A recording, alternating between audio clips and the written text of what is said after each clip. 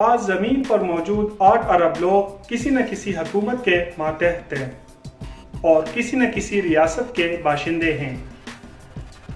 انسان نے ریاستوں اور حکمرانی کا یہ سفر اس وقت شروع کیا تھا جب اس نے زراعت کو اپنایا تھا۔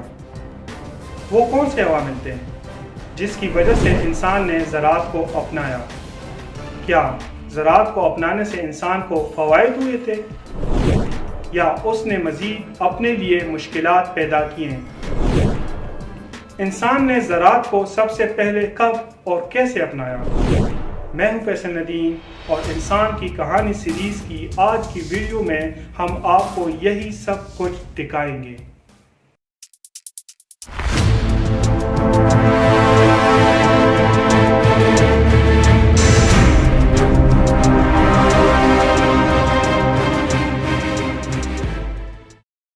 یہ کہانی اس وقت شروع ہوتی ہے جب 11,700 سال پہلے برفانی دور کے خاتمے پر انسان اپنی خوراک کے لیے جنگلی پودوں اور جنگلی جانوروں کی تلاش میں رہتے تھے۔ اس دور میں انسان خوراک کے لیے ایک جگہ سے دوسری جگہ پھرتا رہتا تھا اور اس کا کوئی مستقل ٹھکانہ نہیں ہوتا تھا۔ زیادہ آبادی کی خوراک کا انتظام کرنے کے لیے انسان نے پودوں اور جانوروں کے ساتھ تجربات کیے اور انہی تجربات میں کامیابی سے انسان نے پودوں کو اگانے اور جانور سدھارنے کا آغاز کیا، جس کو تاریخ میں زرعی انقلاب یا نیولتھک ریولوشن کہا جاتا ہے۔ زراعت کو اپنانے سے انسان نے مستقل ایک جگہ پر رہنا شروع کیا اور شہر بسائے جو وقت کی سفر میں آگے جا کر حکومت اور ریاستوں کی بنیاد بنے۔ کاشتکاری کو اپنانے کی ہر خطے کی اپنی اپنی تاریخ ہے۔ تقریباً 12,000 سال پہلے کاشتکاری کی پہلی کوششوں میں سے ایک مشرق وسطیٰ میں فرٹائل کریسنٹ کے علاقے سے شروع ہوئی، جس میں موجودہ ترکی، اسرائیل، شام، اردن، لبنان، ایران، عراق اور ترکمانستان کے علاقے شامل ہیں۔ فرٹائل کریسنٹ کے قدیم باشندے نٹوپینز جنگلی گندم، جو وغیرہ جمع کرتے تھے اور مویشیوں، ہرن، گھوڑوں اور جنگلی سوروں کا شکار کرتے تھے۔ زراعت کو اپنانے کے لیے اس خطے کے باشندوں نے پہلے ہی اپنے ارد گرد پودوں کے بارے میں علم حاصل کر لیا تھا اور کٹائی کے لیے اوزار استعمال کیے تھے، جس سے کاشتکاری کی طرف ان کی منتقلی آسان ہوئی۔ نٹوپینز نے کامیابی سے فصلوں کو اگایا جن میں جو، گندم اور دالیں وغیرہ شامل تھیں۔ انہوں نے جانوروں کو بھی پالا اور انسانی تاریخ کے پہلے گاؤں بنائے۔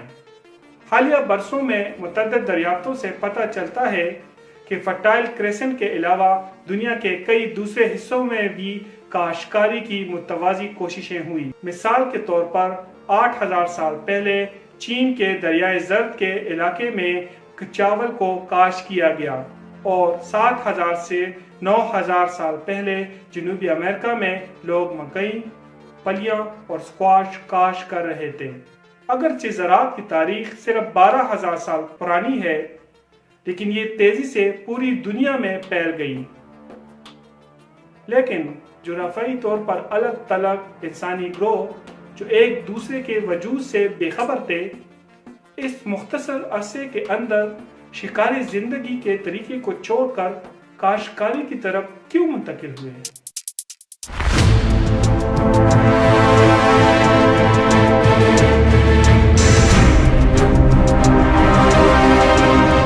آسٹریلیا کے ماہر آثار قدیمہ ویری گورڈن چائلڈ نے سب سے پہلے زراعت کے آغاز کو موسمیاتی تبدیلی سے جوڑا ہے۔ اس کے مطابق آخری برفانی دور کے اختتام پر تقریباً 13,000 سال سے 6,000 سال پہلے زمین کے اوسط درجہ حرارت میں اضافہ ہوا اور گلیشیئر تیزی سے شمال کی طرف بڑھے۔ جنوب مغربی ایشیا اور افریقہ میں بارشوں میں بتدریج کمی واقع ہوئی۔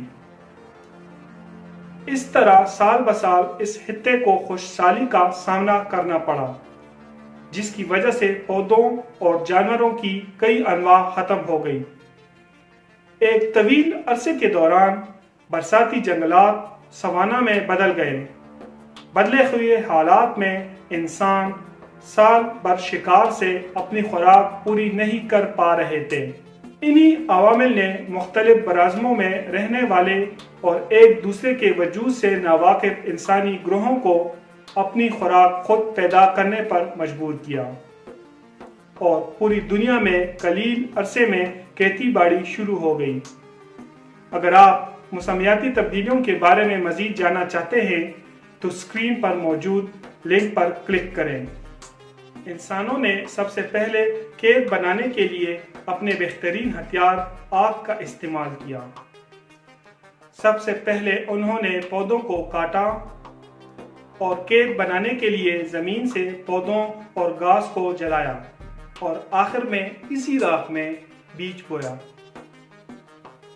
काश्तकारी का ये अमल, जिसे स्लैश एंड बर्न एग्रीकल्चर कहा जाता है, अब भी अमेज़न की बारिशी जंगलात और दुनिया के बहुत से पहाड़ी इलाकों में जिंदा है।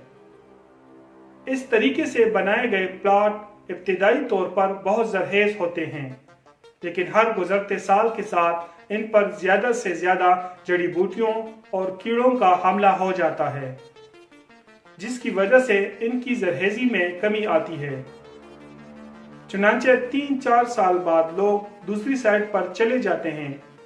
इस तरह इस अमल को शिफ्टिंग कास्ट या स्वीडन एग्रीकल्चर के नाम से भी जाना जाता है। अगर आपने इंसान की आग पर काबू पाने की वीडियो अभी तक नहीं देखी तो इस स्क्रीन पर मौजूद लिंक पर क्लिक करें। एंड उसी वक्त जब इंसान मेसोपोटामिया में पौधों को उगा रहे थे, उसी वक्त लोगों ने गोश्त, दूध और कालों के लिए जानवरों को पालना शुरू किया। जानवरों की काले बतौर लिबास और खेमे बनाने के लिए इस्तेमाल होती थी। बकरियां शायद पहले जानवर थे जिन्हें पाला गया था। इसके बाद भेड़ें पाली गई। जनूब मशरकी एशिया में मुर्गियों को भी 10,000 साल पहले पाला गया था।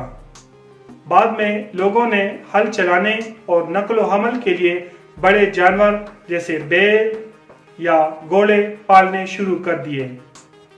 ये बोझ लादने वाले जानवर के तौर पर जाने जाते थे और आज भी इसी नाम से जाने जाते हैं। काश्तकारी को इख्तियार करने से क्या इंसान ने सिर्फ अपनी खुराक पैदा करने का इंतजाम किया, या इससे जुड़े पौधों की बका में भी इसका एक अहम रोल है।